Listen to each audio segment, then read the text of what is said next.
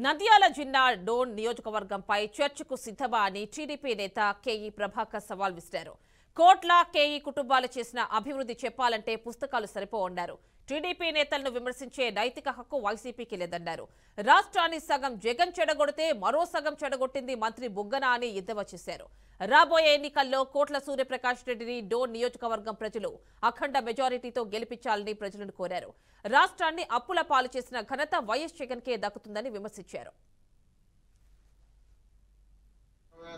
పెట్టి ఏ విధంగా రాష్ట్ర పొజిషన్ని మరి సార్ చెప్తుంటే కూడా ఆయన అడ్డం పడి ఏ విధంగా చేసేవాడు, ఆ విధంగా ఉండాలా.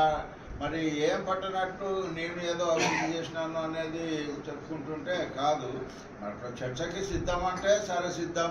మీ వాళ్ళు ఏం చేసినారు, మీ తాతలు ఏం చేసినారు, మేమేం చేసినాము, కోట్ల కుటుంబం ఏం చేసినాము, ఈ ధోనికి అనేది ఎక్కడైనా బహిరంగ చర్చకైనా సిద్ధం. మేము అంటే ప్రతి ఊర్లో కూడా మేము డెవలప్ చేసిన అభివృద్ధి పనుల్ని ఇంతలా పుస్తకం మీరు చూసే ఉండింటారు. ఇంతలా పుస్తకం నేను ప్రింట్ చేశాను. నా టైంలో కానివ్వండి, సుజాతమ్మ టైంలో కానివ్వండి, కేఈ కృష్ణమూర్తి గారి టైంలో కానివ్వండి, లేదా ప్రతిపక్షంలో ఉన్న ఆ 2 టర్ములు కూడా కానివ్వండి. మీరు ఆర్థిక మినిస్ట్రీగా ఉన్న టైంలో ఎంత ఈ డోన్కి డబ్బులు తీసుకురాగలిగినారు, ఎంత ఖర్చు పెట్టగలిగినారు.